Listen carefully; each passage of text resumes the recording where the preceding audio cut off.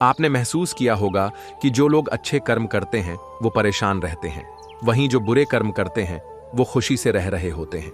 अच्छे कर्म करने वाले परेशान होते हैं कि आखिर उन्हें इतनी परीक्षा क्यों देनी पड़ रही है, जबकि जो अधर्म की राह में हैं वो खुश हैं और जिंदगी का लुत्फ उठा रहे हैं। अगर आपके मन में भी ये सवाल आया है तो आज हम आपको इसका जवाब देंगे। ये जवाब वो है जो भगवद गीता में लिखा है और श्री कृष्ण ने अर्जुन को दिया था। भगवद गीता की कथा के अनुसार जब भी अर्जुन के मन में कोई दुविधा होती थी तो वो श्री कृष्ण के पास पहुंच जाते थे। एक बार की बात है, अर्जुन भगवान श्री कृष्ण के समीप आकर कहा कि वो दुविधा में हैं और इसका जवाब वो श्री कृष्ण से चाहते हैं। श्री कृष्ण ने पूछा कि क्या सवाल है। अर्जुन ने कहा, मुझे ये जानना है कि अच्छे लोगों के साथ हमेशा बुरा ही क्यों होता है, वहीं बुरे लोग खुशहाल दिखते हैं। अर्जुन के मुंह से ऐसी बातें सुनकर श्री कृष्ण मुस्कुराए और कहा, मनुष्य जैसा सोचता है और महसूस करता है वैसा कुछ नहीं होता है, बल्कि अज्ञानता की वजह से वो सच्चाई नहीं समझ पाता है। अर्जुन उनकी ये बात समझ नहीं पाए। इसके बाद श्री कृष्ण ने क्या कहा वो जानते हैं। श्री कृष्ण ने अर्जुन से कहा, पार्थ, मैं तुम्हें एक कथा सुनाता हूं, उसे सुनकर तुम समझ जाओगे कि हर प्राणी को उसके कर्म के हिसाब से ही फल मिलता है। प्रकृति हर किसी को अपनी राह चुनने का मौका देती है। अब वो मनुष्य की इच्छा पर निर्भर करता है कि उसे धर्म की राह चुननी है या अधर्म की। कथा शुरू करते हुए श्री कृष्ण ने कहा, एक नगर में दो पुरुष रहा करते थे। एक पुरुष व्यापारी था जिसके जीवन में धर्म की बहुत महत्ता थी। वो पूजा पाठ में यकीन रखता था। वो हर रोज मंदिर जाता था और दान धर्म भी करता था और हर रोज भगवान की पूजा करता था। वहीं दूसरा पुरुष बिल्कुल विपरीत था। वो हर रोज मंदिर तो जाता था लेकिन पूजा करने नहीं, बल्कि मंदिर के बाहर से जूते चप्पल चुराने। उसे दान और धर्म से कोई लेना देना नहीं था। समय बीतता गया और एक दिन बहुत जोर की बारिश हो रही थी। इस वजह से मंदिर में पुजारी के अलावा कोई नहीं था। ये बात जब दूसरे पुरुष को पता चली तो उसने कहा कि यह सही मौका है मंदिर का धन चुराने का। पंडित से नजर बचाकर उसने मंदिर का सारा धन चुरा लिया। उसी समय धर्म कर्म में विश्वास रखने वाला व्यक्ति भी मंदिर पहुंचा। दुर्भाग्य से मंदिर के पुजारी ने उसे ही चोर समझ लिया और चिल्लाने लगे। वहां लोग एकत्र हो गए और उसे बहुत मारा। किसी तरह वो बचते बचाते वहां से निकला तो दुर्भाग्य ने उसका साथ वहां भी नहीं छोड़ा। मंदिर के बाहर वो एक गाड़ी से टकरा गया और घायल हो गया। फिर वो व्यापारी लंगड़ाते हुए घर जाने लगा तो रास्ते में उसकी मुलाकात उस पुरुष से हुई जिसने मंदिर से धन चुराया था। उसने कहा, आज तो मेरी किस्मत चमक गई, एक साथ इतना सारा धन मिल गया। ये सब देखकर उसे बहुत बुरा लगा और उसने अपने घर से भगवान की सारी तस्वीरें निकाल दी। कुछ सालों बाद दोनों की पुरुषों की मृत्यु हो गई। मरने के बाद जब दोनों यमराज की सभा में पहुंचे और भले पुरुष ने दूसरे व्यक्ति को देखा तो उसे बहुत गुस्सा आया। उसने क्रोधित होकर यमराज से पूछ ही लिया, मैं तो हमेशा अच्छे कर्म करता था, दान में विश्वास रखता था, उसके बदले जीवन भर मुझे अपमान और दर्द ही मिला और इस व्यक्ति को नोटों से भरी पोटली। आखिर ऐसा भेदभाव क्यों? इस पर यमराज ने कहा, पुत्र, तुम गलत समझ रहे हो। जिस दिन तुम्हारी गाड़ी से टक्कर हुई थी वो दिन तुम्हारे जीवन का आखिरी दिन था, परंतु तुम्हारे अच्छे कर्मों की वजह से तुम्हारी मौत सिर्फ एक छोटी सी चोट में बदल गई। तुम इस दुष्ट व्यक्ति के बारे में जानना चाहते हो। दरअसल इसके भाग्य में राजयोग था, मगर इसके कुकर्मों और अधर्म की वजह से वो सिर्फ एक छोटी सी धन की पोटली में बदल गया। कथा सुनाने के बाद श्री कृष्ण अर्जुन से कहते हैं, पार्थ, क्या अब तुम्हें तुम्हारे सवाल का जवाब मिल गया? ऐसा सोचना कि भगवान तुम्हारे कर्मों को नजरअंदाज कर रहे हैं, यह बिल्कुल भी सत्य नहीं है। भगवान हमें कब क्या किस रूप में दे रहा है मनुष्य को समझ में नहीं आता है, मगर आप अच्छे कर्म करते रहें तो भगवान की कृपा हमेशा बनी रहती है।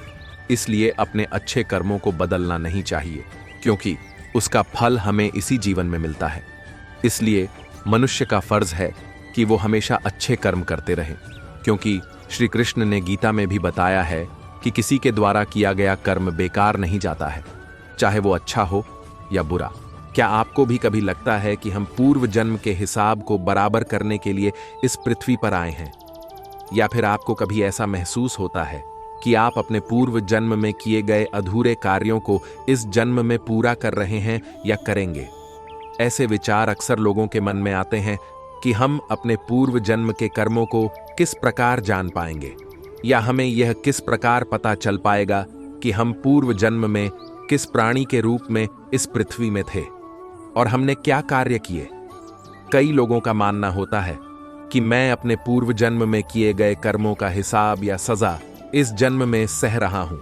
हालांकि यह कहना निश्चित तौर पर सही नहीं होगा कि हम अपने पूर्व जन्म के कर्मों को इस जन्म में सहन कर रहे हैं, लेकिन फिर भी बहुत सारी मान्यताओं के अनुसार हम अपने पूर्व जन्म के कर्मों को इस जन्म में भी पूर्ण कर सकते हैं। साथ ही वे लोग जिन्होंने अपने पूर्व जन्म में बुरे कर्म किए हैं, तो वह उन बुरे कर्मों का भोग इस जन्म में करता है। जो व्यक्ति पूर्व जन्म में अच्छे कर्म कर चुका होता है, वह इस जन्म में भी एक अच्छा संपन्न प्राणी बनकर जन्म लेता है, सभी आनंद का अनुभव कर पाता है।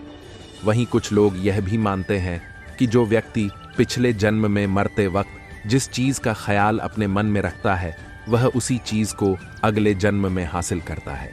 अगर हम बात करते हैं पूर्व जन्म के हिसाब की, तो यहाँ बहुत सारी मान्यताएं ऐसी हैं जिनके अलग अलग विचार रहे हैं, परंतु उन विचारों में से कुछ बातें तो मेल खाती हैं, जिनमें प्रत्येक व्यक्ति अपना विश्वास जाहिर करता है। कुछ बातें अलग अलग होने के कारण लोगों को असमंजस में डाल देती है कि क्या हम सही में अपने पूर्व जन्म के हिसाब बराबर कर पाते हैं, या फिर हमारा पूर्व जन्म पूर्व ही रह जाता है और हमारा वर्तमान जन्म एक विशेष रूप से हमें आगे बढ़ाता है। जब हम इस पृथ्वी में किसी प्राणी के रूप में अवतार लेते हैं, तो हम जिस जाति या रूप में जन्म लेते हैं, हम उन्हीं के जैसे कार्यों को अपने जीवन में अपनाते हैं, वैसे ही कार्यों को करने लगते हैं जैसे हमारे पूर्वज किया करते हैं। कोई प्राणी एक जानवर के रूप में जन्म लेता है, तो वह अपने संपूर्ण जीवन में वैसे ही कार्य तथा खान पान करता है जैसे उसके पूर्वज किया करते थे या करते हैं। प्रत्येक प्राणी अपने जीवन में कुछ न कुछ कर्म करता है और उन्हीं का भोग उसे अपने संपूर्ण जीवन में करना पड़ता है। यदि कोई एक इंसान के रूप में जन्म लेता है, तो उसे अपने संपूर्ण जीवन मानव के कर्मों के हिसाब से करना पड़ता है। वैसा ही खान पान व रहन सहन वह अपने जीवन में अपना लेता है। वह इस जीवन में जैसे कर्म करता है, वैसे ही हमें भोगना पड़ता है। इसीलिए हमें मनुष्य के तौर पर प्राप्त इस जन्म में अपने कर्मों को हमेशा बेहतर करने का प्रयास करना चाहिए। जब हम अच्छे कर्म करेंगे, तभी हमें अच्छे फल भोग सकेंगे। अर्थात इस पृथ्वी में एक प्राणी ही अपने जन्म से मरण तक प्रत्येक कार्यों का भोग खुद के लिए अपनाता है। इस विषय में कोई भी प्राणी खुद के कर्मों से दूसरे के कर्मों का चयन नहीं कर सकता। वह जैसे कर्म करता है, उसे उसी का फल उसी हिसाब से मिलता है। अर्थात उसके कर्मों का फल दूसरे लोगों के कार्यों पर निर्भर नहीं करता। यदि हम अपने वर्तमान में अच्छी सुख सुविधाएं, अच्छे ज्ञान के साथ अपना जीवन यापन करते हैं, तो शायद हमने पिछले जन्म में बहुत सारे दुखों को सहन करते हुए अन्य लोगों को खुश रखा होगा। यदि हम अपने इस जीवन में दुखों का भोग कर रहे हैं और हमेशा दुखी रहते हैं, जिसमें भगवान भी हमें कभी खुश नहीं रखना चाहता, तो वास्तव में ही हमने अपने अगले जन्म में बहुत सारे लोगों को दुख देकर खुद के लिए खुशी हासिल की होगी। इसी बात से हम अपने पूर्व जन्म का अंदाजा लगा सकते हैं कि हमारा वर्तमान जीवन किस प्रकार चल रहा है, हमारे वर्तमान में कौन सी समस्याएं मिल रही हैं। इसलिए जो लोग हमारे पूर्व जन्म का हिसाब बताते हैं, इन लोगों के विचार भी यही होते हैं कि हम अपनी वर्तमान जीवन शैली में कितने खुश व कितने दुखी हैं। हमें अपने अगले जन्म में भी एक अच्छा प्राणी बनने के लिए व अच्छा जीवन जीने के लिए इस जीवन में प्रत्येक कार्यों को इस प्रकार करना चाहिए कि जिससे किसी अन्य लोगों को दुख ना पहुंचे, वे लोग हमें बद्दुआ ना दे सके। कहते हैं ना कि प्रत्येक व्यक्ति या प्राणी अपने अगले जन्म का हिसाब इस जन्म में बराबर करता है। यदि वह अगले जन्म में अच्छे कर्म करके आया होगा, तो उसे इस जन्म में भी जरूर अच्छे ही कर्म का भोग करना होगा। यदि वह अपने पिछले जन्म में लोगों के साथ अत्याचार करके आया होगा, तो वह इस जन्म में अपने उस जन्म के सभी कर्मों का हिसाब चुकता करेगा। ऐसा ही होता है एक व्यक्ति के साथ जो अपने अगले जन्म में बहुत ही अच्छे कर्म करके आया था। उसने अपने अगले जन्म में उन सब असहाय लोगों की सहायता की जिन लोगों को उसकी जरूरत थी। इस प्रकार इस व्यक्ति ने अपने अगले जन्म में प्रत्येक कर्म इस प्रकार किए कि उसे आने वाले अगले जन्म में किसी भी चीज की कमी न हो सके, वह एक अच्छा जीवन जीने लायक रह सके। जब वह अपना नया जीवन प्राप्त करता है तो वह फिर भी एक मानव के रूप में ही ईश्वर द्वारा इस पृथ्वी पर भेजा जाता है, क्योंकि ईश्वर के अनुसार उसने प्रत्येक वह कार्य अपने अगले जीवन में किए जिसे एक अच्छा व्यक्ति समझा जा सकता है। इस कारण भगवान के पास ऐसा कोई भी मौका न था जिसे देखकर भगवान इस व्यक्ति को इस जन्म में जानवर या अन्य योनि में अवतार दे सके। भगवान ने इस व्यक्ति के अच्छे कर्मों को देखकर इसे फिर से एक अच्छे इंसान के रूप में जन्म दिया। यह व्यक्ति भी भगवान द्वारा ली गई सभी परीक्षाओं में खरा उतरा और सभी मुश्किलों को पार कर अपने जीवन में लगातार अच्छे कार्यों को करता रहा। इसके साथ हमेशा ऐसी घटनाएं होती रहती हैं जिसके कारण इसे लगता है कि वह यहाँ उपस्थित प्रत्येक मकान व महल को पहले भी देख चुका है। उसे हमेशा यही महसूस होता, परंतु वह समझ नहीं पाता है कि उसने यह दृश्य पहले देखा तो कब। यूं ही एक दिन वह व्यक्ति एक गुरुजी के आश्रम में चला जाता है, तो उसे उस आश्रम में जाते समय ऐसा लगता है कि वह इस आश्रम में पहले भी कई बार आ चुका है, भले ही वह इस जीवन में गुरुजी के आश्रम में पहली बार जा रहा था। गुरुजी अत्यधिक ज्ञानी होने के कारण उस व्यक्ति को देखते ही समझ गए कि यह व्यक्ति इस पृथ्वी में दोबारा व्यक्ति के रूप में जन्म लेकर आया है। जब वह व्यक्ति गुरुजी को अपनी मनोदशा के बारे में बताता है तो गुरुजी उसे स्पष्ट रूप से बता देते हैं कि वह इस पृथ्वी में तथा इस क्षेत्र में दोबारा जन्म लेकर आया है। इस प्रकार वो व्यक्ति इस बात से चौंक जाता है कि वह दोबारा भी व्यक्ति के रूप में ही जन्म ले पाया और वह अपने कर्मों से अत्यधिक प्रसन्न होता है, क्योंकि कहा जाता है वही व्यक्ति दूसरी बार व्यक्ति के रूप में जन्म लेता है जो इस संसार में सबसे अच्छे कर्मों में से एक कर्म करता है। इस प्रकार हमें अपने जीवन में प्रत्येक कर्म को सोच समझकर करना चाहिए, क्योंकि हमारे पुराने कर्मों का हिसाब भी हमें अगले जन्म में भुगतना पड़ सकता है। अर्थात बेहतर जीवन जीने के लिए बेहतर कर्मों को करना आवश्यक है। हालांकि लोग कई बार मन को नियंत्रित न करने की वजह से बुरे कर्म करने के किए मजबूर हो जाते हैं। कई लोग सिर्फ जीवन में आनंद खोजते हैं, उन्हें सिर्फ अपनी खुशी से मतलब होता है, जिसके लिए कई बार वे अपनी जिम्मेदारियां भी भूल जाते हैं। ऐसे ही लोग जिन्हें पूर्व जन्म का ज्ञान नहीं होता, वे लोग अपनी खुशी के लिए अन्य लोगों को दुख देने के लिए तैयार रहते हैं। बिना दया के किसी भी जानवर व अन्य प्राणियों को मौत के मुंह सुला देते हैं। इन लोगों को अपने अगले जन्म की बिल्कुल भी चिंता नहीं होती। ऐसे ही लोग अपना अगला जीवन बड़े ही दुखों, निर्धनता के साथ यापन करते हैं और वे लोग अपने पूर्व जन्म के कर्मों को इस जन्म में भोगते हैं। जीवन की वास्तविकता यही है कि हमें अपने जन्म के कर्मों का हिसाब बराबर करना होता है। इसीलिए हमें अपने जीवन में अच्छे कर्म करने चाहिए ताकि हम वर्तमान के साथ साथ अगले जन्म में भी एक अच्छा जीवन प्राप्त कर सकें। हमें अपने जीवन में प्रत्येक दुखों को झेलने की क्षमता रखनी चाहिए। इंसान चाहे कलयुग में हो चाहे सतयुग में, उसे अपने कर्मों का हिसाब किताब तो देना ही पड़ता है। जिसने जैसे कर्म संसार में किए हैं उन्हीं के अनुसार उसे अपने कर्मों का फल भोगना भी पड़ेगा। यही संसार का नियम है। इसीलिए अच्छे कर्म करने तथा बुरे कर्मों से बचने की सलाह दी जाती है। इस बात को श्री कृष्ण जी की बातों से समझ सकते हैं कि कर्मों का फल कैसे मिलता है। भगवान के घर में देर है पर अंधेर नहीं, ये कहावत हम बचपन से सुनते आ रहे हैं, क्योंकि हमारे बड़ों ने हमें जो बताया हमने मान लिया। लेकिन क्या है इसका सही अर्थ, ये आपने अपने जीवन के अनुभवों से सीखा होगा। क्या होता है जब भगवान किसी व्यक्ति के कर्मों के हिसाब किताब पर आते हैं? समझिए, श्री कृष्ण के विचारों के माध्यम से हम जो भी कर्म करते हैं उसका फल हमें अवश्य मिलता ही है। आप उस फल से भाग नहीं सकते। भागने की कितनी भी कोशिश कर लो पर वह फल आपको भुगतना ही पड़ेगा। इसके बिना कर्म शांत ही नहीं होता। हम कितने भी अच्छे बुरे कर्म कर ले, उसका फल हमारे साथ ही रहता है, चाहे वह हमें देर से ही मिले, लेकिन मिलता जरूर है। अगर हम बुरे कर्म को छुपाने के लिए दुनिया की कोर्ट से अच्छे वकील को रोककर बच जाते हैं, लेकिन कुदरत की कोर्ट से कैसे बचोगे? वहां पर किसी भी वकील की बहस नहीं चलती और ना ही किसी की सिफारिश चलती है। कुदरत ने जो कर्म के नियम बनाए हैं उसमें कोई गलती नहीं होती है। कोई भी कर्म करो उसका फल हमें मिलता ही है। कर्म के नियम में किसी भी वकील या फिर जज की सिफारिश नहीं चलती है।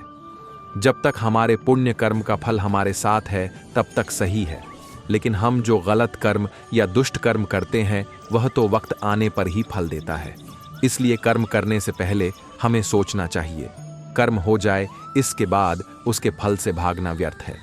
हम जो भी कर्म करते हैं उसका फल पाने के लिए तैयार रहना चाहिए। कई कर्म ऐसे होते जो हंसते हंसते किए हो, लेकिन उसका फल रोते रोते भुगतना पड़ता है। राजा परीक्षित एक महाज्ञानी, विद्वान और संस्कारी राजा थे, लेकिन उनसे एक महान पाप हो गया था। क्रोध के आवेश में आकर उन्होंने एक निरपराधी आशिक के गले में मरा सांप पहना दिया था। राजा घर आए, शांत होते ही उनको उनके दुष्कृत्य का एहसास हुआ और पछताकर कहने लगे कि मुझसे कितना भयंकर पाप कर्म हो गया। अब वह समय तो वापस नहीं आ सकता, तो राजा परीक्षित को उस कृत्य का फल तो भुगतना ही पड़ेगा। परीक्षित एक बड़े राजा थे। उन्होंने अपनी सत्ता का कभी भी दुरुपयोग नहीं किया था। परीक्षित राजा ने अपनी भूल का स्वीकार किया और खुद को दंड करने के लिए कहा कि मेरा बल, समृद्धि, सब कुछ ब्राह्मण आशी के क्रोधाग्नि में जल जाए, जिससे मेरे दिमाग में किसी को दुख या क्षति पहुंचाने का विचार न आए। राजा परीक्षित अपने पापों का फल भुगतने के लिए तैयार थे। उन्होंने कभी भगवान से कोई सिफारिश नहीं की और ना ही अपने राजा होने का घमंड किया। उन्होंने तो भगवान से अपने पापों का दंड मांगा, जिसके उदाहरण से भविष्य में कोई राजा क्रोध के आवेश में या फिर अपने राजाशाही के घमंड में आकर ऐसा दुष्कृत्य नहीं करे। इस प्रकार राजा परीक्षित अपने कर्म से भागे नहीं और परिणाम भुगतने के लिए तैयार रहे। वह भागने की कोशिश करते तो भी कर्म अपना फल दिए बिना नहीं छोड़ता। कई साल पहले की बात है। एक शहर में एक जज रहते थे। वे नागर ब्राह्मण कुल के थे और वे खुद भी कठोर वेदंती और कर्म के कानून के अभ्यासी थे। एक बार वे जज सुबह में टहलने निकले थे। तब उन्होंने देखा कि एक व्यक्ति भाग रहा था और उसके पीछे भागते हुए व्यक्ति ने पीछे से एक खंजर उसके शरीर में मार दिया और तब तक उसको घाव करता रहा जब तक वह मर नहीं गया। यह घटना जज साहब ने अपनी आंखों से देखी। खूनी भाग गया था। उस खूनी को जज साहब ने ठीक तरह से देखा था। फिर जज साहब घर गए, लेकिन यह बात उन्होंने किसी को नहीं बताई, क्योंकि खून का केस आखिर में उनके कोर्ट में ही तो आने वाला था। फिर पुलिस की पूछताछ शुरू हुई। 6 महीने में पुलिस की संपूर्ण इंक्वायरी पूरी हुई। हत्या का मामला दर्ज किया और आखिर में यह मामला उस जज के पास ही आया, लेकिन उन्होंने देखा कि खूनी कोई और ही था। उन्होंने उस दिन जिस खूनी को देखा था वो यह नहीं था। फिर मुकदमा शुरू हुआ। उस व्यक्ति को ही खूनी साबित करने का ठोस सबूत मिला। जज साहब तो जानते थे कि यह व्यक्ति बेकसूर है, लेकिन जज को सबूतों के आधार पर फैसला देना होता है। उसमें न्यायाधीश के अपने खुद के आधार पर उसको बेकसूर नहीं कहा जाता। इसलिए उस निर्मित प्रतिवादी को पूरे सबूतों के साथ खूनी करार किया गया। लेकिन जज साहब एक वेदंती और कुदरत के कर्म के नियम के पक्के अभ्यासी थे। उनको पता था कि असली खूनी घूम रहा है और एक निर्दोष को सजा हुई है। इसलिए उन्होंने फांसी की सजा सुनाने से पहले नकली खूनी को अपने चेंबर में बुलाया। जज साहब के पास जाते ही वह नकली प्रतिवादी रो पड़ा और कहने लगा कि मैं निर्दोष हूं, मैंने खून नहीं किया है। पुलिस को असली खूनी पकड़ में नहीं आया तो उन्होंने मेरे पुराने गुनाहों के आधार पर मुझे पकड़ लिया और मेरे खिलाफ सबूत खड़े करके मुझे कोर्ट में खूनी साबित किया गया है। तब जज साहब ने कहा कि यह हकीकत मैं जानता हूं, तुम बेकसूर हो।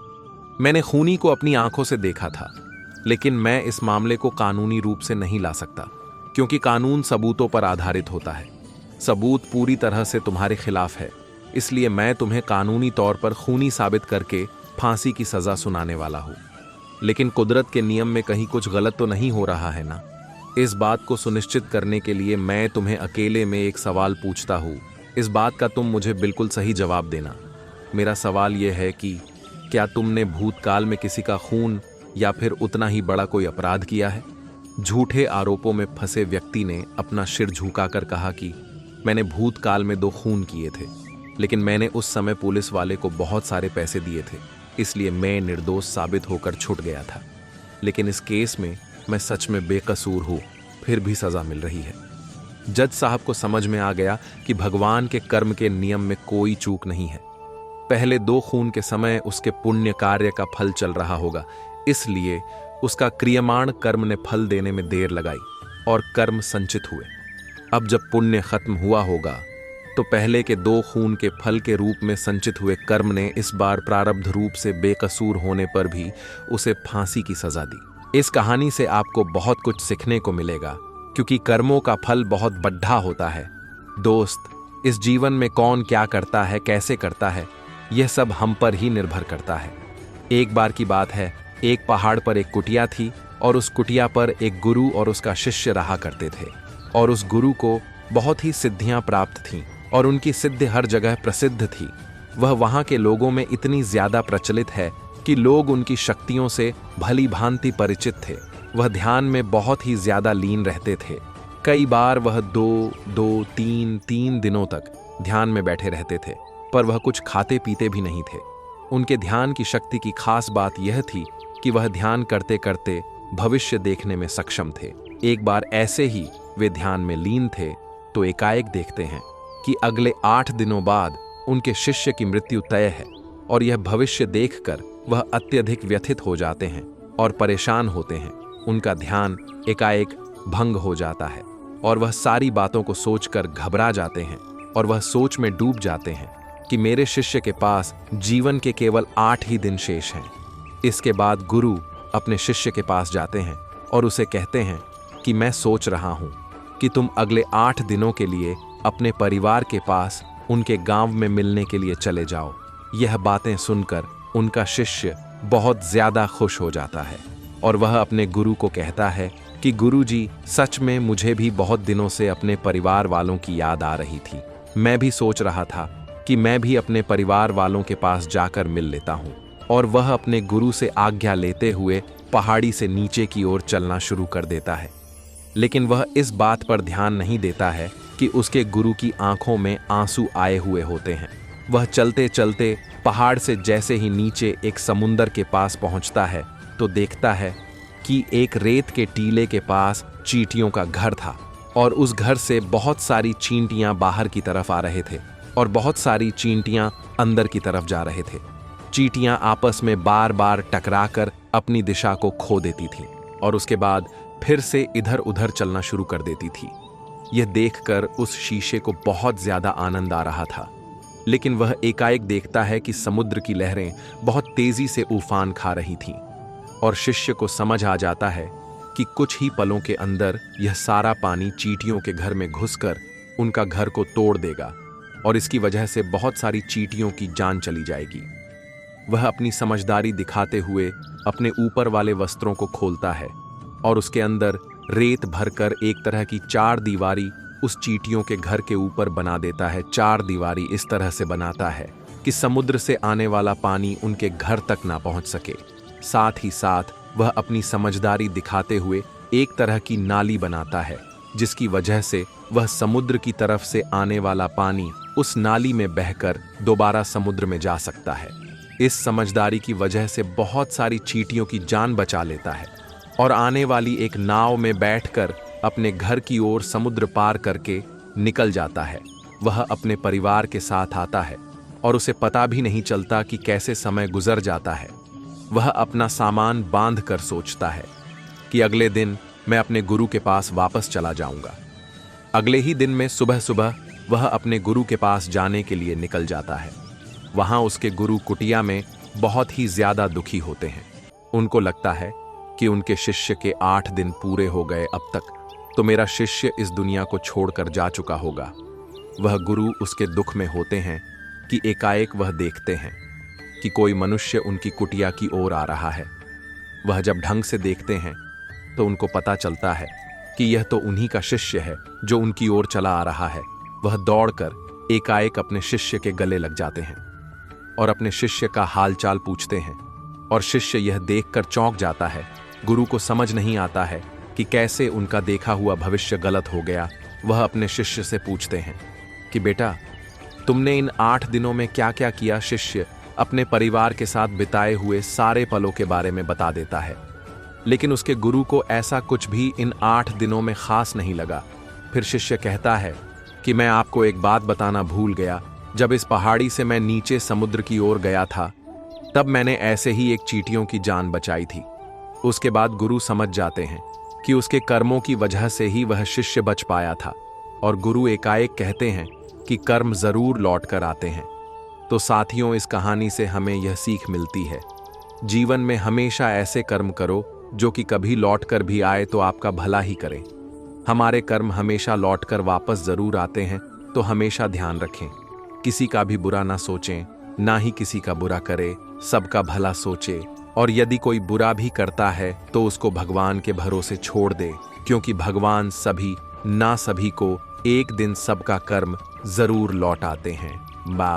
सेवा करते करते बरसों बीत गए। उसका परिवार कभी कभी यह भी सोचता था कि हम सब इतने प्रेम भाव से संत महात्मा और जरूरियातमंद लोगों की सेवा करते हैं, फिर भी हमारे परिवार में इस बच्चे के साथ ऐसा क्यों हुआ? इसका क्या दोष था जो वह अपाहिज है? एक दिन की बात है, जब संत महात्मा का सत्संग चल रहा था। हजारों लाखों श्रद्धालुओं उस सत्संग में बैठे हुए थे। संत महात्मा ने अपने प्रवचन पूरा करने के बाद कहा कि इस पूरे प्रवचन के विषय में अभी भी किसी के मन में कोई शंका हो तो वे बताइए। हजारों लाखों श्रद्धालुओं के बीच उस अपाहिज पुत्र के पिता ने संत महात्मा से एक सवाल किया कि हे महात्मा, हम सब निस्वार्थ भाव से जरूरियातमंद लोगों की सेवा करते हैं और हमारा पूरा परिवार अहिंसा के मार्ग पर चलता है, कभी भी किसी के बारे में बुरा नहीं सोचते हैं, ना ही किसी का बुरा करते हैं। फिर भी ऐसा क्या गुनाह हुआ जो हमारा बच्चा अपाहिज पैदा हुआ? फिर गुरु ने जवाब दिया, वैसे तो मैं यह बात नहीं बता सकता, फिर भी आपके मन में दुविधा है तो सुनो। यह जो बच्चा है, जो दोनों टांगों से बेकार है, पिछले जन्म में एक किसान का बेटा था। रोज खेत में अपने पिता को दोपहर में भोजन का टिफिन खेत में देने जाया करता था। एक दिन उसकी माँ ने उसे दोपहर में 11 बजे खाना लगा कर दिया और कहा कि बेटा, खाना खाकर पिताजी को टिफिन देकर आ। इसकी माँ ने खाना परोस कर थाली में रखा कि इतने में उसके किसी दोस्त ने आवाज लगाई, तो ये खाना वहीं छोड़कर अपने दोस्त से बात करने बाहर चला गया। इतने में ही एक कुत्ता घर में घुस आया और उसने थाली में मुंह डाला और रोटी खाने लगा।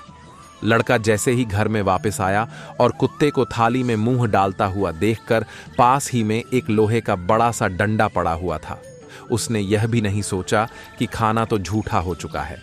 बिना सोचे समझे उस कुत्ते की दोनों टांगों पर इतनी जोर से लोहे का डंडा मारा कि वह कुत्ता अपनी जिंदगी में जब तक जिंदा रहा, दोनों पैरों से बेकार होकर घसीटते घसीटते जिंदगी जिया और तड़प तड़प कर मर गया। यह उसी कुत्ते की बद्दुआ का फल है जो इस जन्म में यह दोनों टांगों से अपाहिज पैदा हुआ है। संत महात्मा ने कहा, पुत्र, इस संसार में इंसान को अपने अपने कर्मों का फल भुगतना ही पड़ता है। इस जन्म में अगर किसी की टांग तोड़ी है तो स्वाभाविक है कि अगले जन्म में आपकी टांग टूटनी ही है। अगर आप किसी को नुकसान पहुंचाओगे तो आपका भी नुकसान होना ही है, इस जन्म में नहीं तो अगले जन्म में। इसलिए जो भी कर्म करो सोच समझ कर करो। आप अपने कर्म फल से नहीं बच सकते। आप जहां भी जाते हैं, जो कुछ भी करते हैं, आपके कर्म ही आपको शांतिपूर्वक देख रहे होते हैं। किसी भी दिन आपको आपके कर्म का फल पृथ्वी पर वहन करना ही होता है। इसीलिए हर समय उचित कर्म करना अनिवार्य है। भगवान श्री कृष्ण ने गीता में कर्म को प्रधानता देते हुए यहाँ तक स्पष्ट किया है कि व्यक्ति की यात्रा जहाँ से छूटती है, अगले जन्म में वह वहीं से प्रारंभ होती है। जो प्रकृति के नियमों का पालन करता है वह परमात्मा के करीब है। लेकिन ध्यान रहे, यदि परमात्मा भी मनुष्य के रूप में अवतरित होता है तो वह उन सारे नियमों का पालन करता है जो सामान्य मनुष्यों के लिए हैं। इस जन्म या अगले जन्म में हर बुरे भले कर्म का प्रतिफल निश्चित रूप से भोगना पड़ता है।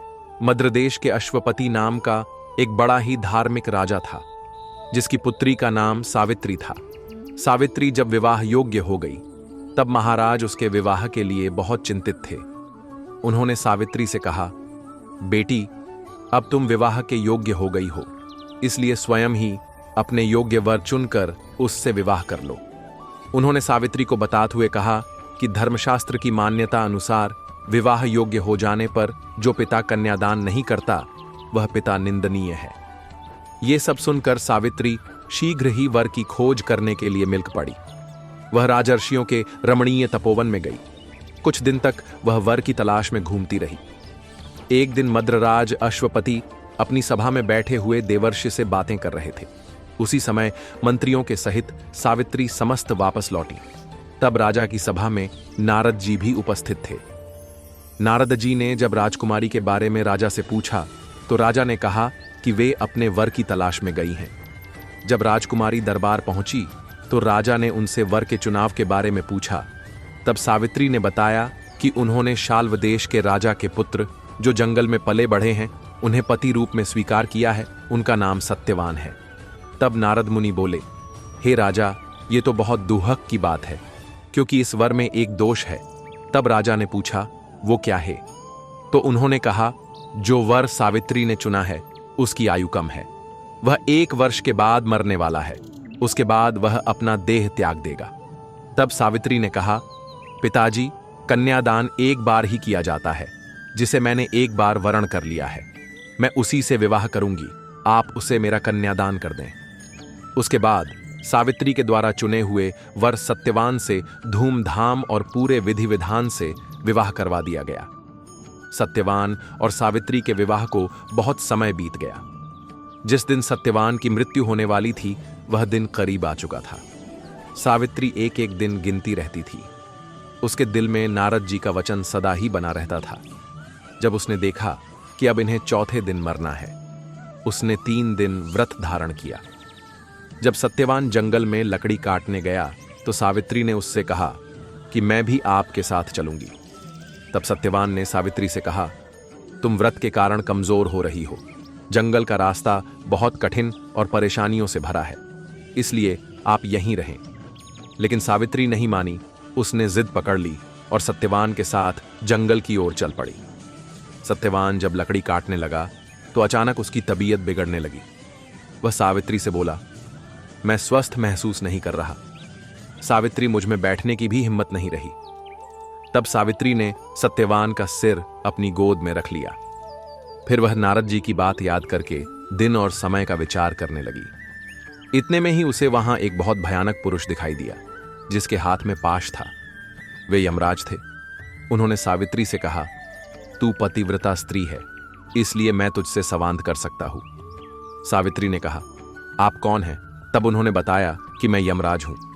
इसके बाद यमराज सत्यवान के शरीर में से प्राण निकालकर उसे फंदे में बांधकर दक्षिण दिशा की ओर चल दिए।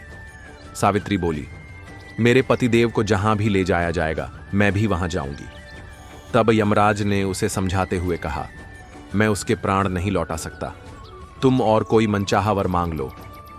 तब सावित्री ने वर में अपने श्वसुर की आंखें मांग ली। यमराज ने कहा, तथास्तु, लेकिन वह फिर उनके पीछे चलने लगी। तब यमराज ने उसे फिर समझाया और वर मांगने को कहा। उसने दूसरा वर मांगा कि मेरे श्वसुर को उनका राज्य वापस मिल जाए। उसके बाद तीसरा वर मांगा, मेरे पिता जिन्हें कोई पुत्र नहीं है उन्हें 100 पुत्र हों। यमराज ने फिर कहा, सावित्री, तुम वापस लौट जाओ। चाहो तो मुझसे कोई और वर मांग लो। तब सावित्री ने कहा, मुझे सत्यवान से 100 यशस्वी पुत्र हों। यमराज ने कहा, तथास्तु। यमराज फिर सत्यवान के प्राणों को अपने पाश में जकड़े आगे बढ़ने लगे। सावित्री ने फिर भी हार नहीं मानी। तब यमराज ने कहा, तुम वापस लौट जाओ। तो सावित्री ने कहा, मैं कैसे वापस लौट जाऊं? आपने ही मुझे सत्यवान से 100 यशस्वी पुत्र उत्पन्न करने का आशीर्वाद दिया है। तब यमराज ने सत्यवान को पुनः जीवित कर दिया। उसके बाद सावित्री सत्यवान के शव के पास पहुंची और थोड़ी ही देर में सत्यवान के शव में चेतना आ गई। इंसान जब गलत काम करने जाता है तो आगे देखता है, पीछे देखता है, लेफ्ट देखता है, राइट देखता है, बस ऊपर देखना भूल जाता है। एक बड़ी छोटी सी कहानी एक महात्मा जी की, जो अपने शिष्य के साथ भ्रमण पर निकले हुए थे। वे एक गांव से दूसरे गांव जाते, एक शहर से दूसरे शहर जाते। यही उनका रूटीन था। भ्रमण पर निकले हुए थे, जहां रुक जाते थे। शाम में वहां प्रवचन करते थे। महात्मा जी ज्यादा बात नहीं करते थे। उन्हें शांत रहना पसंद था। उनका जो शिष्य था उसको दुनियादारी की बातों में बड़ा इंटरेस्ट रखता था। लोगों से ज्यादा बात करना उसे पसंद था। महात्मा जी को यह सब पसंद नहीं था। वो ज्यादा किसी के जीवन में ताका झांकी करते नहीं थे। अपना काम से काम रखते थे, अपने रास्ते पर चलते थे। एक सुबह निकले हुए थे भ्रमण पर। वहीं उनकी यात्रा चल रही थी। एक नदी के किनारे से जा रहे थे तो उन्होंने देखा कि एक मछुआरा जो था वो मछली पकड़ रहा था। गुरुजी तो अपना चुपचाप, महात्मा जी तो निकल गए।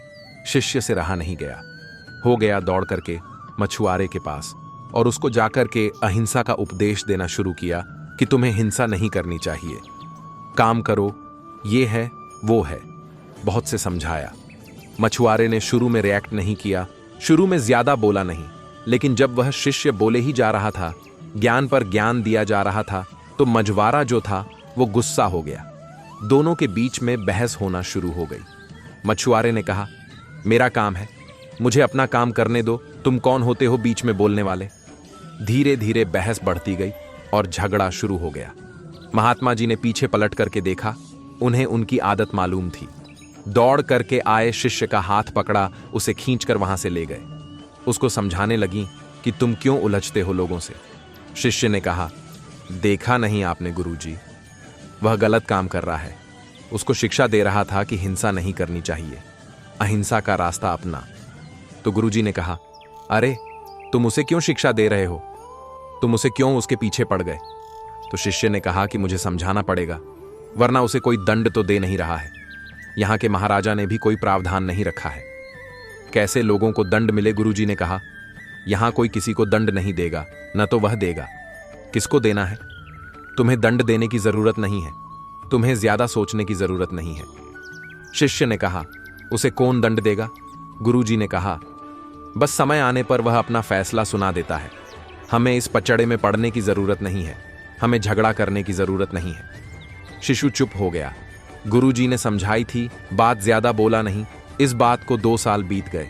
कमाल हुआ कि उसी रास्ते से वापस जा रहे थे। वहीं सुबह का समय था। नदी के किनारे दृश्य बदला हुआ था। अब वो शिष्य देखता है कि वहां एक सांप जो है अपनी जान बचाने के लिए तड़प रहा है और चींटियां उसे नोच करके खा रही है। शिष्य से यह भी देख करके रहा नहीं गया और दौड़ के गया सांप को बचाने के लिए। गुरुजी ने फिर से हाथ पकड़ लिया। बोले, नहीं, जो हो रहा है होने दो। शिष्य ने कहा, गजब करते हो आप, कोई हिंसा कर रहा है, रोक रहा हूं तो मना कर रहे हो, किसी की जान बचा रहा हूं तो मना कर रहे हो। गुरुजी ने कहा, मैंने कहा था ना, वो अपना फैसला सुनाता है, उसे अपना फैसला सुनाने दो। तुम्हें याद है, आज से 2 साल पहले यहीं से हम निकले थे। ये जो सांप है मछुआरा था, मछलियां पकड़ रहा था, वो मछलियां चींटियां बन चुकी हैं। मछुआरा मरने के बाद अगले जन्म में सांप बन चुका है, अपनी करनी का फल भोग रहा है। तुम उसे मत रोको, और अगर रोकोगे, आपका कर्म जैसा होता है आपको फल भी वैसा ही मिलता है। इसलिए हमेशा अच्छा काम किया करो। एक छोटे से गांव में एक लड़का रहता था जिसका नाम राजू था। राजू बहुत ही बुद्धिमान और मेहनती था, लेकिन वह बहुत ही शर्मीला था। वह किसी से भी ज्यादा बात नहीं करता था। एक दिन राजू अपने गांव के एक बड़े मंदिर में पूजा करने गया था। मंदिर में बहुत भीड़ थी। राजू भीड़ में खड़ा होकर पूजा कर रहा था। तभी उसकी नजर एक साधु पर पड़ी।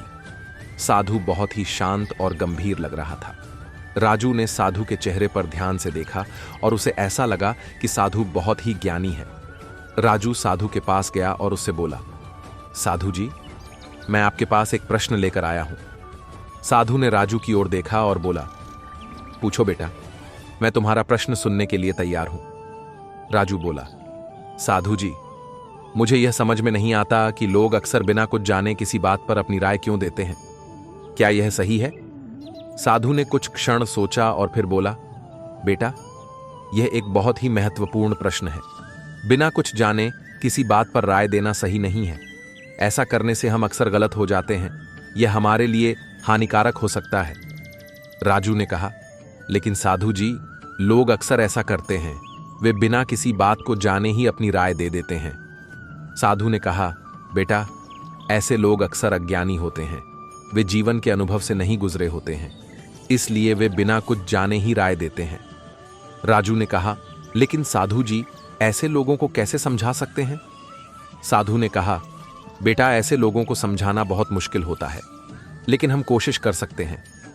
हम उन्हें यह समझा सकते हैं कि बिना कुछ जाने किसी बात पर राय देना सही नहीं है। राजू ने साधु को धन्यवाद दिया और वहां से चला गया। राजू ने साधु की बातों को ध्यान से सुना था। वह समझ गया था कि बिना कुछ जाने किसी बात पर राय देना सही नहीं है। उस दिन से राजू ने यह ठान लिया कि वह कभी भी बिना कुछ जाने किसी बात पर राय नहीं देगा। वह हमेशा सोच समझकर ही राय देगा। इस कहानी से हमें यह शिक्षा मिलती है कि हमें बिना कुछ जाने किसी बात पर राय नहीं देनी चाहिए। ऐसा करने से हम अक्सर गलत हो जाते हैं। यह हमारे लिए हानिकारक हो सकता है। प्राचीन काल में एक राजा थे। उनके राज दरबार में 3 मंत्री ऐसे थे जिनके द्वारा कोई अपराध हुआ था। राजा के द्वारा मंत्रियों को सजा देना था, क्योंकि राजा यह पता लगाने में असमर्थ था कि तीनों मंत्रियों में से कौन से मंत्री ने अपराध किया है और किस मंत्री को सजा दूं। राजा ने तीनों मंत्रियों को बुलाया और पूछा कि तुम तीनों हमें बता सकते हो कि तुम तीनों में से किसने अपराध किया है। सभा हुई, सभी मंत्री उपस्थित रहे।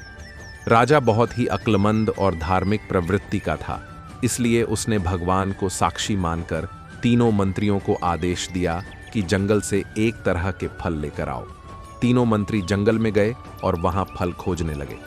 तीनों मंत्री में से एक मंत्री खूब छांट छांट कर फल झोली में रखने लगा। दूसरा मंत्री सड़ा गला फल झोली में रखने लगा, यह सोचकर कि पहले मंत्री ने तो अच्छा फल रख ही लिया है। इसी प्रकार पहले और दूसरे मंत्री को देखकर तीसरे मंत्री ने विचार किया कि राजा साहब इतने फल थोड़ी ना खाएंगे। तीसरे ने सड़े गले घास फूस सब झोली में डाल लिया। तीनों मंत्री फल लेकर राजा साहब के दरबार में पहुंचे। राजा ने तीनों को कारागार में डाल दिया और तीनों मंत्री ने जो फल लाया था उसको भी मंत्रियों के साथ कारागार में भेज दिया।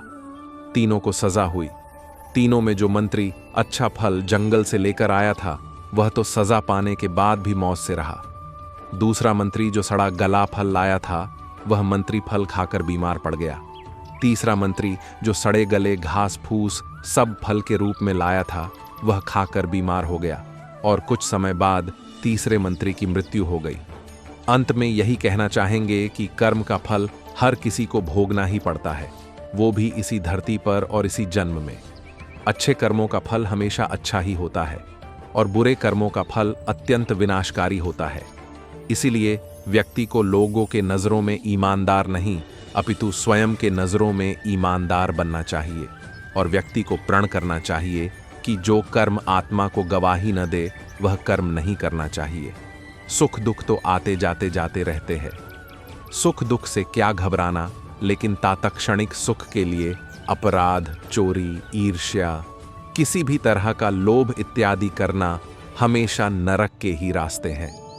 अच्छे कर्मों का फल अच्छा और बुरे कर्मों का फल हमेशा बुरा ही होता है। मैं किस प्रकार राजा ने मंत्री को सजा दिया और किस तरह से मंत्री स्वयं कर्मों के द्वारा दंडित हुए। हमें कर्मों का फल अवश्य ही भुगतना पड़ता है, क्योंकि मनुष्य ही अच्छे और बुरे कर्म करता है, पशु नहीं। इसलिए हम अपने कर्मों का फल अवश्य भुगतना पड़ेगा, चाहे देर हो या सवेर। कर्म सिर्फ हमें भुगतने ही पड़ेंगे। इसीलिए कर्म करने से पहले एक बार अवश्य सोचें, क्या मैं यह सही कर रहा हूं? अगर कर्म करने से पहले अच्छे से सोच ले तो शायद हम बुरा कर्म करने से बच सकते हैं। अगर आपने अपने आप को बचा लिया तो सजा से भी बचा लिया। आपने बुरा कर्म कर लिया तो एक न एक दिन भगवान अवश्य सजा देगा। इस जन्म में नहीं, अगले जन्म में ही कर्मों का फल भोगना पड़ता है। श्री कृष्ण जी ने भी गीता में कर्मों को ही सबसे उत्तम बताया है, क्योंकि कर्म हो हमारे भाग्य का निर्माण करते हैं। अगर हम अच्छे कर्म करेंगे तो हमारे साथ अच्छा होगा, अगर हम बुरे कर्म करेंगे तो हमारे साथ बुरा ही होगा। भगवान की न्याय व्यवस्था बहुत ही ज्यादा सुदृढ़ है। कर्म का फल अच्छे कार्य करने वाले को अच्छा और बुरे कर्म करने वाले को बुरा फल अवश्य ही भोगना पड़ेगा। भगवान के देर भले ही हो जाए मगर अंधेर हो ही नहीं सकता। जिसको आप देर समझते हैं वह देर भी नहीं है। प्रभु ने प्रत्येक कर्म के फलित होने का समय पहले से ही निर्धारित कर रखा है। समय से पहले या पीछे फल की प्राप्ति नहीं होगी।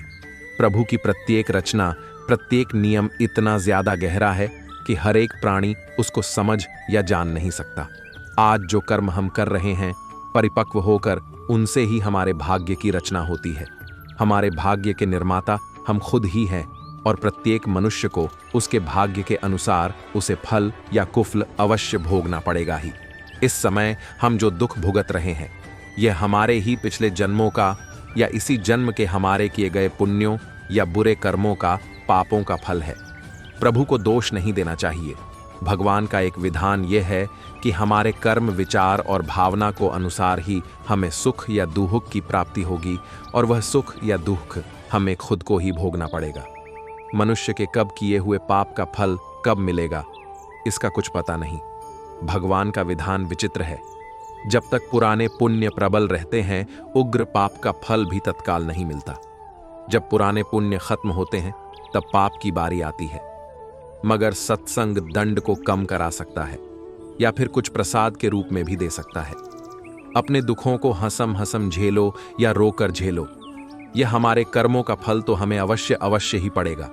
फिर रोकर क्यों झेले, रोने से कष्ट दुगना हो जाता है और हंसते हंसते रहने से आधा हो जाता है। जिस दिन पाप कर्म हो जाए तो अगले दिन उपवास रखो, यह एक उत्तम, यह कर्म भूमि है। कर्म तो करना पड़ेगा, कर्म नहीं करोगे तो पाप चढ़ेगा। जैसा कार्य कर्म होगा वैसा ही फल भी भोगना पड़ेगा। फिर दुष्कर्म क्यों करे? प्रत्येक कर्म प्रभु को याद करके करेंगे तभी अच्छे फल ही भोगेंगे। धन, दौलत, सुयश, खुशियां, सफलताएं, सुखी परिवार, रोना हमारे कर्मों का फल है और पीड़ा, दुख, बीमारियों, आफत, दुखी परिवार, रोना हमारे ही बुरे कर्मों का फल है। भूतकाल में हमने जो किया था उसका फल हमें अब मिल रहा है। भूतकाल में हम जो भोग चुके हैं या हो सकता है इस जन्म में भोगेंगे। मैंने तो कोई कुकर्म नहीं किया, फिर मुझे बाणों की शैया पर क्यों सोना पड़ा? कर्म का फल 6 साल में 2 गुना, 12 साल में 4 गुना, 18 साल में 8 गुना, 24 साल में 16 गुना इस प्रकार मिलता है। इसलिए जब आप कर्ता होकर कर्म कर रहे हैं तो सोचे लें कि इसका क्या फल होगा। एक बार एक व्यापारी ने नया काम शुरू किया। उसके लिए उसने एक लड़के को उस काम में रखा। वह लड़का अपने काम में बहुत कुशल था। व्यापारी ने सोचा कि लड़का इतनी मेहनत करता है, क्यों ना कमाई का 10वां हिस्सा इस लड़क को दे दिया करूं। इससे 10 बंद का पुण्य भी मिल जाएगा। वह लड़का पूरी ईमानदारी से काम करता था और व्यापारी ने रहने के लिए उसे अपना पुराना मकान दे दिया था। कुछ ही सालों में उसका व्यापार बहुत ज्यादा तरक्की कर गया। एक बार किसी कंपनी से अच्छी डील हो गई और मुनाफा करोड़ों में हो गया। अब व्यापारी का व्यापार बढ़िया चल रहा था। जब मुनाफा करोड़ों में होना शुरू हुआ तो उसे 10वां हिस्सा जो लाखों में बनता था देना मुश्किल लगता था। अब व्यापारी की नीयत बदल गई। उसे लगा मेरा व्यापार अच्छा चल रहा है, अब इस लड़के के बिना भी मेरा व्यापार तरक्की कर लेगा।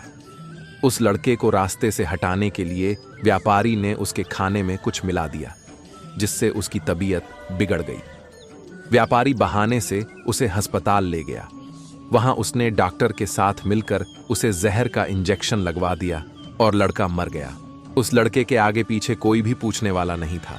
एक बार एक गरीब लकड़हारा सूखी लकड़ियों की तलाश में जंगल में भटक रहा था। साथ में बोझा ढोने के लिए उसका गड्ढा भी था। लकड़ियां बटोरते बटोरते उसे पता ही नहीं चला कि दिन कब ढल गया।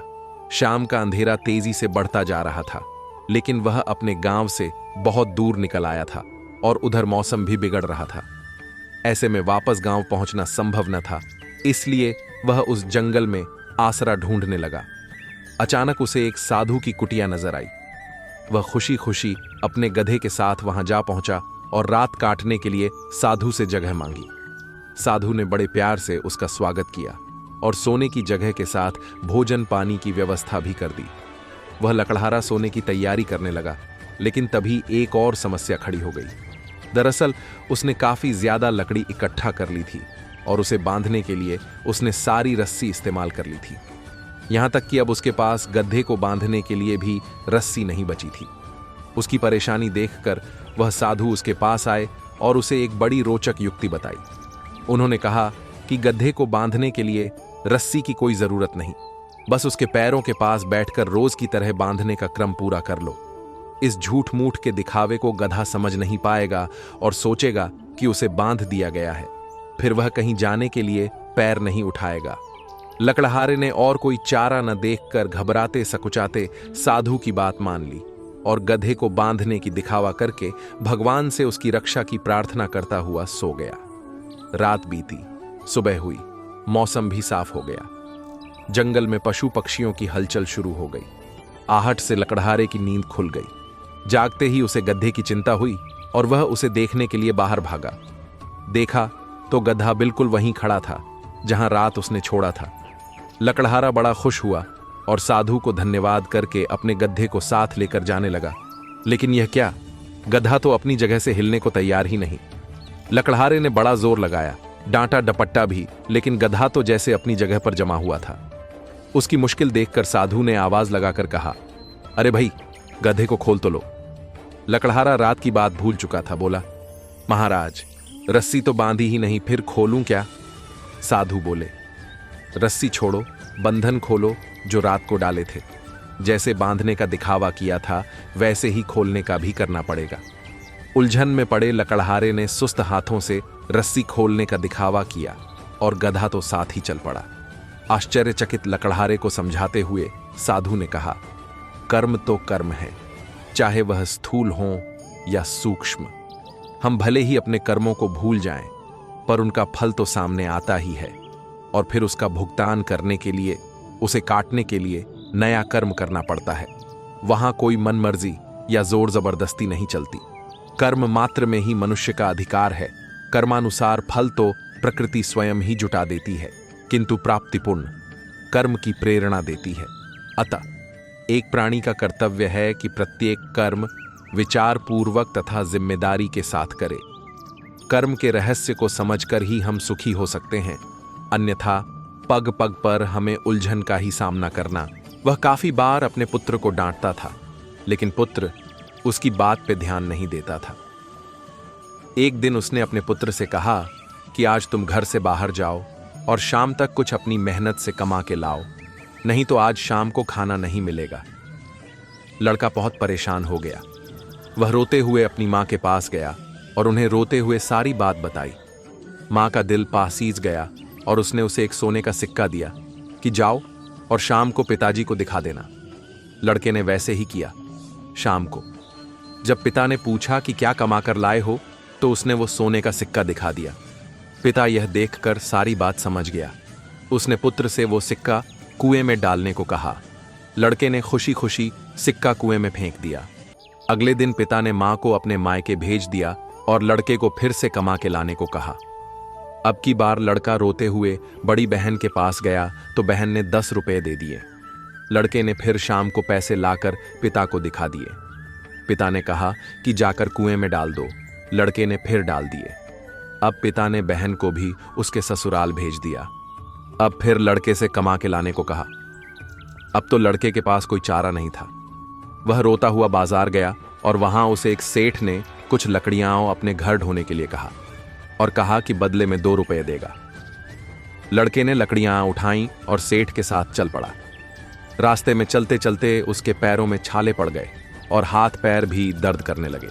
शाम को जब पिताजी को 2 रुपए दिखाए तो पिता ने फिर कहा कि बेटा कुएं में डाल दो। तो लड़का गुस्सा होते हुए बोला कि मैंने इतनी मेहनत से पैसे कमाए हैं और आप कुएं में डालने को बोल रहे हैं। पिता ने मुस्कुराते हुए कहा कि यही तो मैं तुम्हें सिखाना चाहता था। तुमने सोने का सिक्का तो कुएं में फेंक दिया, लेकिन 2 रुपए फेंकने में डर रहे हो क्योंकि ये तुमने मेहनत से कमाए हैं। अब की बार पिता ने दुकान की चाबी निकालकर बेटे के हाथ में दे दी और बोले कि आज वास्तव में तुम इसके लायक हुए हो, क्योंकि आज तुम्हें मेहनत का एहसास हो गया है। मित्रों, हर माँ बाप अपने बच्चों से बेहद प्यार करते हैं, लेकिन अपने बच्चों को सामाजिक ज्ञान देना भी बहुत जरूरी है। आपके बच्चे को आपकी मेहनत का मोल पता होना चाहिए। हो सकता है आप अपने बच्चे को संघर्ष करता देखकर दुखी हो जाए, लेकिन यह संघर्ष उसके लिए बहुत जरूरी है।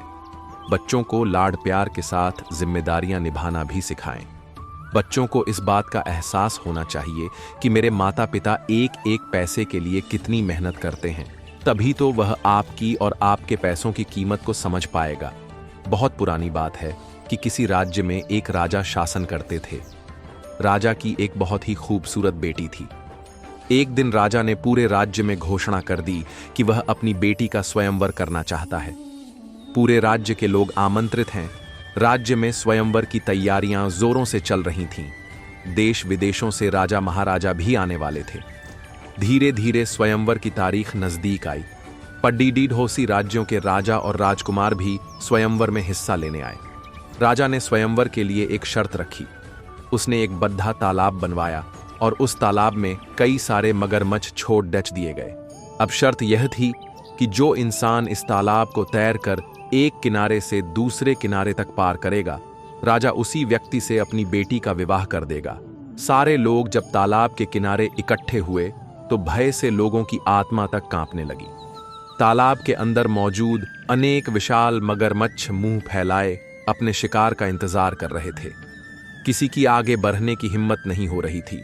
आखिर अपनी जान की बाजी कौन लगाए? कोई आगे आने को तैयार नहीं था। सारे लोग एक दूसरे का मुंह देख रहे थे।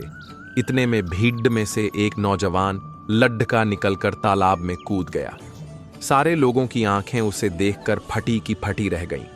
उस लड्ढके ने तूफान की गति से तैरना शुरू किया और खतरनाक मगरमच्छों को चकमा देता हुआ किनारे की ओर बढ़ने लगा और बहुत साहस और चालाकी से वह तालाब पार कर गया।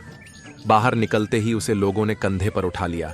लोग कहने लगे, वाह, कितना बहादुर लड्ढका है। किसी ने पूछा, आप में इतनी शक्ति कहां से आई जो आपने ये तालाब पार कर लिया? लड्ढके ने घबराते हुए कहा, अरे बाकी सब बातें करना बाद में, पहले ये बताओ कि मुझे धक्का किसने दिया। दोस्तों, इस कहानी को सुनकर आपको थोड़ी हंसी आई होगी, लेकिन जरा गहराई से सोचें। इस कहानी में बहुत गंभीर संदेश छिपा है। एक लड्ढके के अंदर इतनी शक्ति कहां से आई कि वह मगरमच्छों से भरा तालाब पार कर गया। इस बात को ध्यान से सोचें तो आप पाएंगे कि दुनिया सारी शक्तियां आपके अंदर विद्यमान हैं, लेकिन आप कभी उनको पहचान नहीं पाते, उनको निखार नहीं पाते। उस लड्ढके के पास भी कोई दैवीय शक्ति नहीं थी, बल्कि उसने अपने अंदर छिपे बल का प्रयोग किया, अपने साहस को जगाया और वो कर दिखाया जिसकी लोग कल्पना भी नहीं कर सकते थे।